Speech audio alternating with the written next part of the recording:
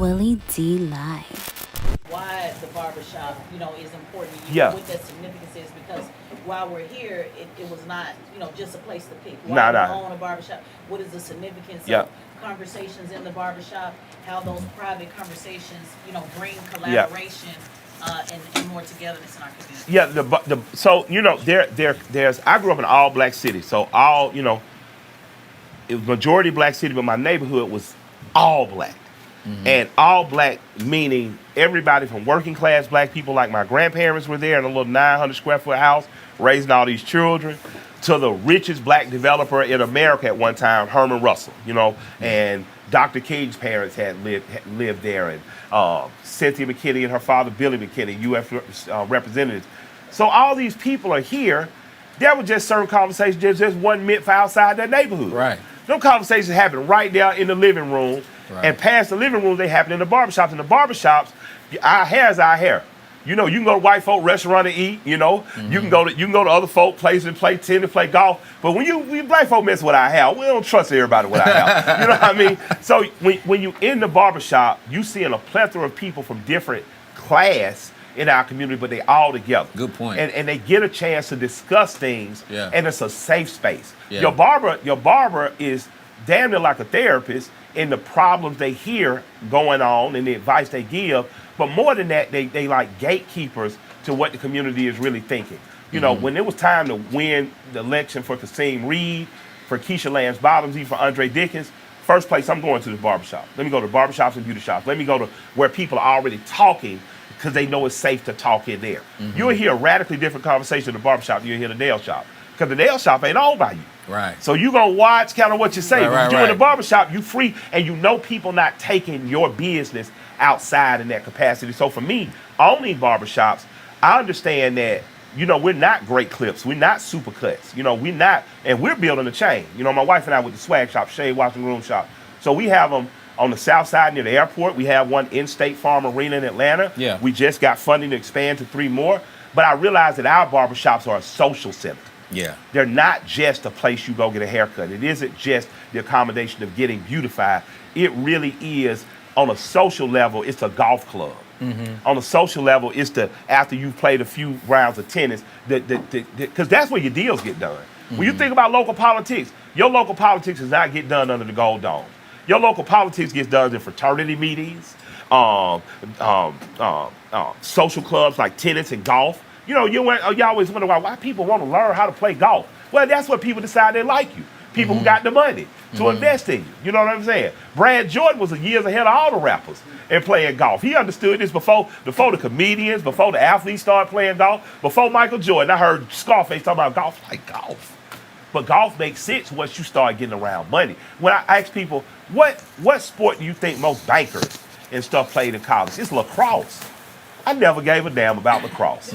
But when you think about it, the people who could play basketball, football, but who still wanted to be active, they're going to hang in a circle.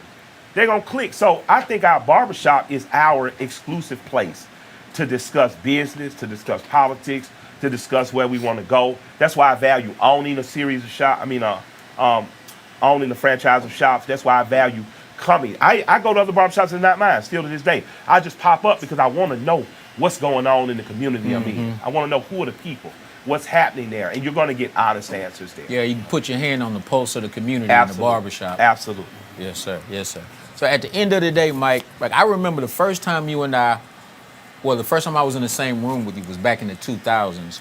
The Honorable Minister Louis Farrakhan had come to Atlanta, and he called together a meeting. My man Bear brought me. He's here with me today. With all of the artists, yeah. And I remember you got up and you spoke that day. Yes, sir. It's on YouTube. Yeah, the things that came out of your mouth that day really set the tone for that entire weekend. Yeah. And I remember Minister Farrakhan looking at you, and he put his hand on his heart. He said, "This is a beautiful brother." Absolutely. Where does that relatable spirituality come from? And I call it relatable spirituality because it's not necessarily religious. He loved black people. I don't argue between the Abrahamic religion. I'm not gonna get in no family arguments. All y'all are here because of Abraham. Y'all should figure that out, right? Yes, sir. My thing though is, man, black people are. Dr. John Henry Clark said that Africans have no friends. Everybody who's ever aligned themselves with us at the time that the advantage was for them betrayed us. You know, and I'm not harping on everybody. I'm just saying when you look at throughout history, look at Frederick Douglass said,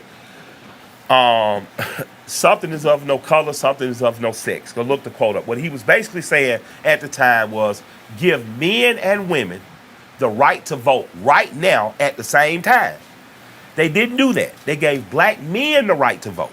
And at that time, you saw the abolitionist movement separate from the women's suffrage movement.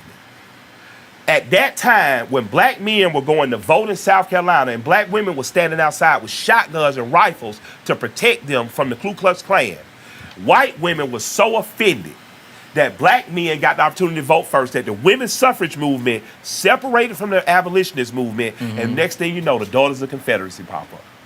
And the Daughters of Confederacy pop up, then you see Confederate monuments, then you see different teaching in school. So your ally was not your friend. Your ally was not your co-conspirator.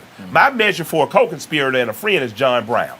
If you ain't willing to John Brown it with me, meaning take life and put your life on the line to be willing to die, you just an ally. And allies change after wars. Russia and America was allies. They got a John Brown in with you, Mike? If you got the John Brown, and otherwise I'll take an ally, but understand that after the war, we might have to do Russia and the United States because that's all I've seen. You know, Germany was kicking everybody's ass. Russia and the United States didn't even like each other. Say, we got to figure this shit out now. This Hitler gonna take it all if we don't. So they had to ally, but the minute the war was over, they just chopped up the world and said, this man, but we not friends no more. So we have to understand that your ally is not forever. You know what I mean? And that don't mean that I don't like anybody. That don't mean that I can't be friends, which I encourage people to befriend people who don't look like you, who not ethnically like you, so you can find ways to intersect the cross pattern. But you have to understand that it is your duty to take care of you, yourself, your family, and your greater community. At the end of the day, we all we got. We all we got. We all we gonna have. We've all we've ever had. The original man and woman. That's it. You know, that's it. No matter what you call yourself. You call yourself Muslim. You call yourself Hebrew. You can call yourself a Moor. You can say you indigenous. Whatever you call yourself. And they probably going to call you nigga when you leave the room. But whatever you call yourself, understand that it's just you. Yes, sir. So move as a unit. Move like that. I was listening to a African brother, and he was saying, you know, that the differences between African Americans and Africans that sometimes he was saying that because we were brought here and robbed of our true identity, that we didn't know. And that's not all the way true, too. Many of the brothers, I was reading about a slave that was brought here, an enslaved man that was brought here that was a Muslim. You know, so when it argues who brought Islam, was it Noble Drew Ali, was it Master Fard, Muhammad, was it, this brother was 200 years before any of them. He never stopped practicing Islam, right? But what I realized is maybe we got here because we leaned too much into tribalism. Maybe we got here because we start seeing ourselves as I'm Igbo, I'm Yoruba. That's a good point. And we have to understand that ultimately being robbed of our history was a wrong. But if I had to find any blessed in it, I don't differentiate between the original man and woman. Because one thing I do know, before I named myself as a part of a tribe, before I gave my God a different name or decided to worship an Orisha, what I do know is that God put us here first. The first human being. The matriarchal DNA, I'm getting the word, I'm saying it wrong, DNA is of a black woman in Eastern Africa. So my thing is, if I already know, I told people all the time, y'all be arguing about who they are online. I said, Elijah Muhammad already solved that problem for me. You're the original man and woman. That's it. Whatever God put here first, that's you. And that's how I move. So no matter what you call yourself, planet Earth. No matter what you call yourself, I recognize that God put you here first. And we are of the same bloodline. And I respect that. So however you work, if you worship on Friday, Saturday, Sunday, I can come to your worship. I can be home there. I can pray with you. Brothers and sisters. We brothers and sisters. We here first. You know, and if we start to reinterpret our thinking, you know, maybe we can come together again and understand no matter what makes me feel good about myself. You know, in terms of what you name yourself, what chapter you belong to, what fraternity or sorority, no matter how I feel, God saw fit to make us first. And if I'm made in God's image, how can I treat you like you anything but God? Yes, sir. Earlier in the conversation, you mentioned Mutulu Shakur. Absolutely. May God bless you, please, with Brother Mutulu Shakur. who, for those who did not know, was a political prisoner. I want to say he did 36 years in prison. Yeah. Correct me if I'm Tupac wrong. step. Asada Shakur. Yeah. Still in Cuba. Yeah. Kicked out of America. I hope they don't never get him. Never bring home. Exactly. Exactly. What do you think is the culture's responsibility to the political prisoners who are still incarcerated to this Man, day? I was talking to a wise sister who started, $1 billion business, in black woman. She said, she gave me a challenge in my lifetime. I got to figure this out. 40 million black people in this country. I figure 20 million of them are above the poverty line. If you give me 10%, that's 2 million. Give me 5%. Give me 1 million black people. Give me $2.50 a week. Give me $10 a month. Give me that 1 million. Give me that. That's what, roughly 10 million. Yeah, if you can give me 100, we'll make 100 million a month. We should have a fund that takes care of our own. We should take care of our old. We should take care and build our own schools. And then it's just $10. It's just what you waste on fast food, on alcohol, meat, marijuana. I got $10 of marijuana money to give every month. But if 1 million of us do it, just 1 million, 1 million out of 40, you will have $120 million a year of a slush fund to take care of not only political prisoners, but old freedom fighters who got released. You'd have that to take care of schooling in terms of your Saturday schools.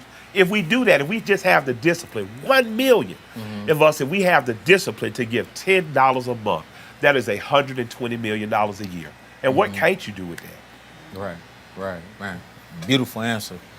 What do you hope, what are your highest hopes for the accomplishment of this album, Michael? Man, I want to do like, in terms of personal, just, selfishly, I'm still a rapper. Yeah. I want all the attention and the fame and the money, all that old rapper stuff, right? Man, we want that for you, brother. I feel like this is a miseducation of Lauryn Hill moment.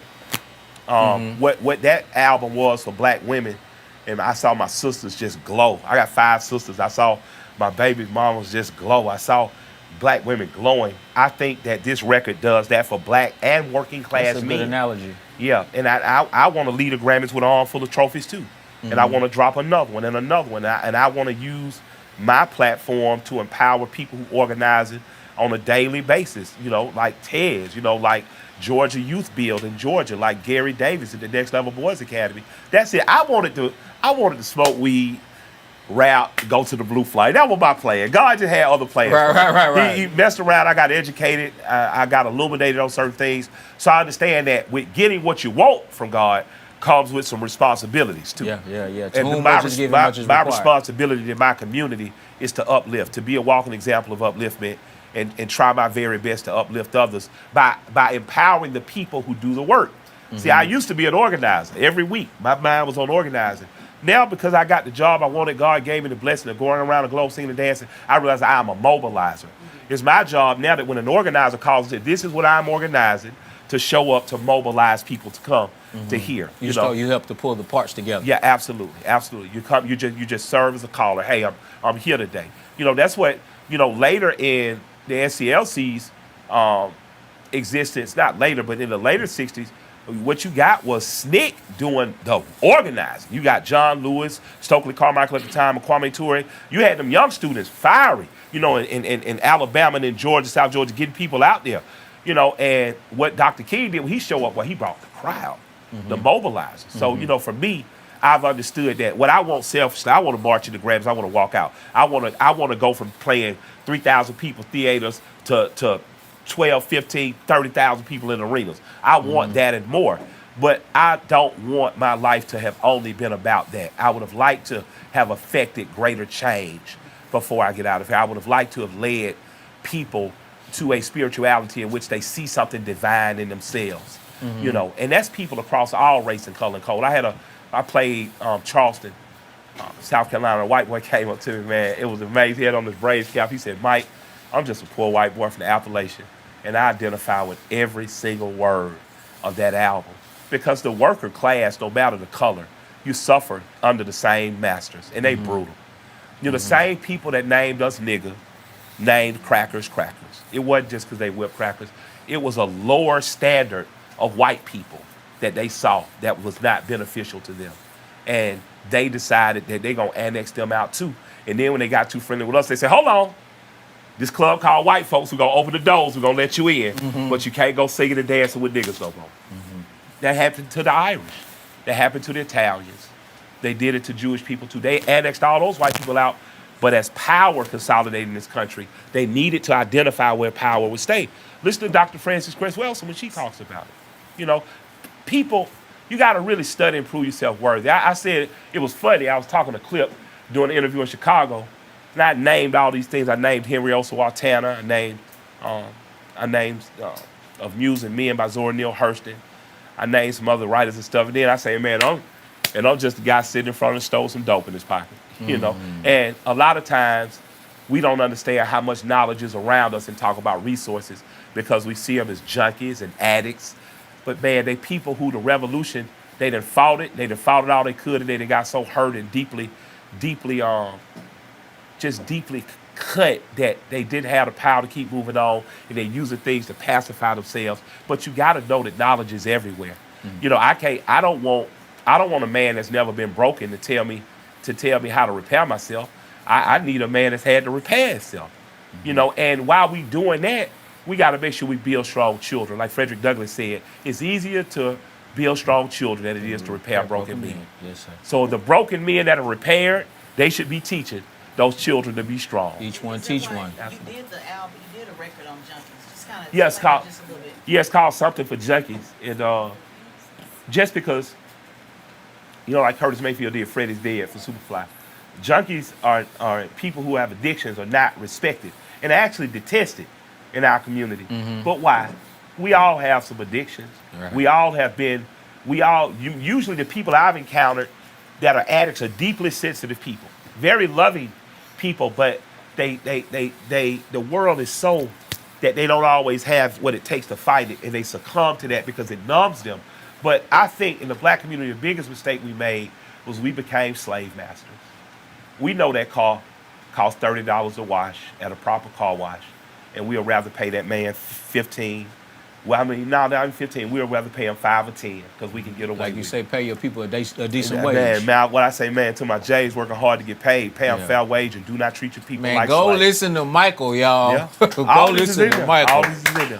Yeah, so much knowledge, wisdom, and understanding, and just great music. Yeah. We talked about resources in the black community. Yeah. I want to say to you, brother, in my humble opinion, you're a great resource. I appreciate you so much. To our culture, brother. Thank you so much for coming by. I appreciate you. Shout out to Willie D. Shouts out to Willie D. Live. My brother couldn't be here today. Yeah. Right. I hope I did a good job, dear brother. Great job. Any parting words, dear brother? Man, you can, you will, you must. You can, you will, you must.